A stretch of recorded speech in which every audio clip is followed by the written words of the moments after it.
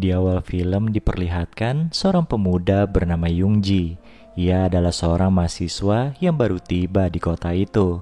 Saat ini Youngji sedang menuju tempat kos-kosan yang akan ia tinggali selama berkuliah. Setelah sampai di kosan tersebut, Youngji kemudian memanggil-manggil pemilik kosan, namun tidak ada satu orang pun yang menjawab. Yang terdengar hanya sayup-sayup suara orang yang sedang bermesraan dari dalam kosan itu.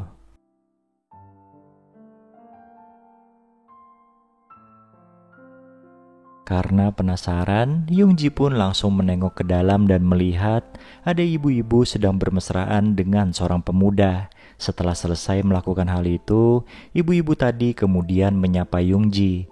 Ternyata ia adalah Nyonya So, pemilik kos-kosan tersebut.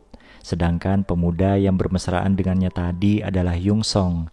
Ia merupakan anak kos di sana. Di dalam kos-kosan, Youngji mengutarakan niatnya pada Nyonya So untuk tinggal di sana.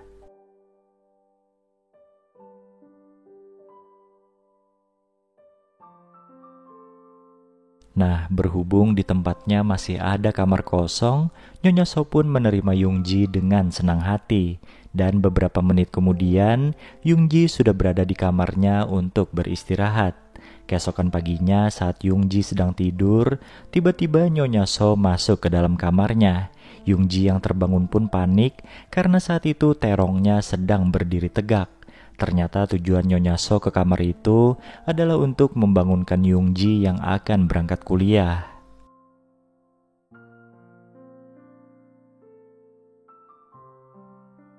Malam harinya, Youngji minum-minum dengan dua temannya untuk merayakan kepindahannya ke kota itu. Alhasil Youngji pun jadi mabuk dan terkapar di depan kos-kosannya. Tak seberapa lama, datanglah seorang gadis cantik yang membantunya berjalan pulang.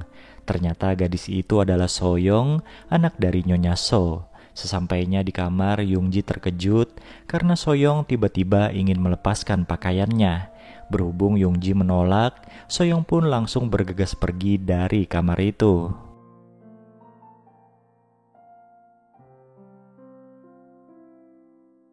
Keesokan paginya, saat Nyonya So mengambil pakaian kotor di kamar Youngji, ia kembali melihat terong pemuda itu yang sedang berdiri tegak.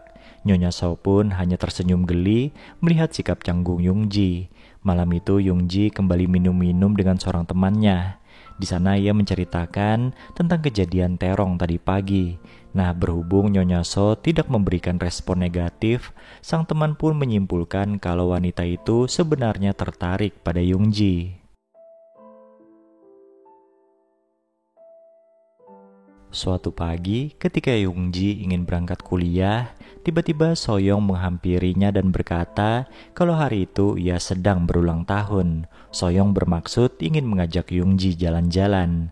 Mendengar hal itu, Youngji pun membatalkan kuliahnya dan memilih jalan-jalan bersama Soyoung. Hari itu mereka pergi belanja, nongkrong di taman hingga makan malam di sebuah restoran. Ya, sudah seperti orang pacaran.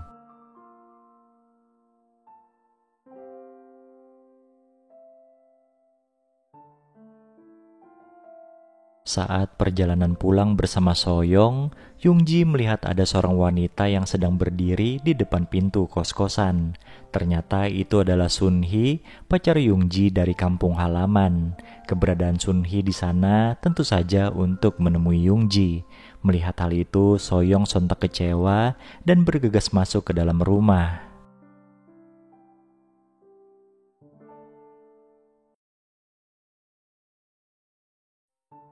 Setelah memperkenalkan Sunhee pada Nyonya So, Youngji kemudian mengajak sang pacar ke kamarnya.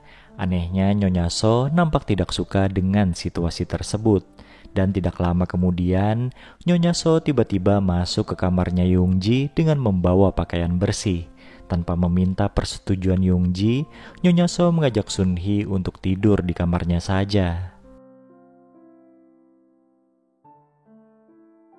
Keesokan paginya, saat Sunhee sedang cuci muka, tiba-tiba Yung Song, penghuni kos lainnya, datang untuk menyapanya. Berhubung hari itu Youngji sibuk berkuliah, Yung Song pun berinisiatif mengajak Sunhee jalan-jalan. Tanpa rasa curiga sedikit pun, Youngji memperbolehkannya. Awalnya Yung Song memang mengajak Sun Hee jalan-jalan melihat suasana kota. Tapi ketika mereka beristirahat di taman, terlihatlah tujuan sebenarnya dari pria itu. Tiba-tiba saja ia menggerepe tubuh Sun Hee sehingga gadis itu jadi naik pitam dan mengomelinya.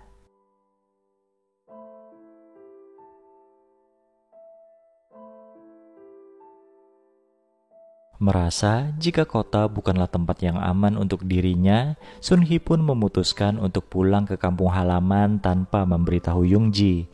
Nah, beberapa saat kemudian, Yung Ji akhirnya mengetahui kepulangan Sun Hee, tapi sudah terlambat untuk mencegahnya.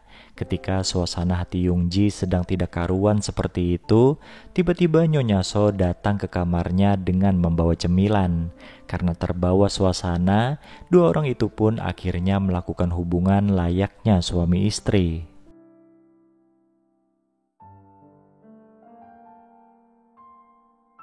Setelah melakukan perbuatan itu, Yung Ji jadi merasa bersalah pada pacarnya. Lambat laun sikapnya mulai berubah menjadi ketus dan juga kasar, terutama pada penghuni kos yang menghancurkan hubungannya dengan Sun Hee. Suatu hari Nyonya So mendapat ganjarannya ketika suaminya yang mabuk memukulnya serta merampas uang hasil sewa kos-kosan.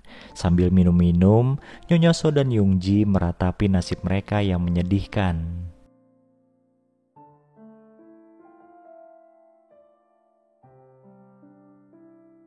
Keesokan paginya, tanpa berpamitan pada Nyonya So, Yung Ji memutuskan untuk keluar dari kos-kosan itu dan pulang ke kampung halamannya.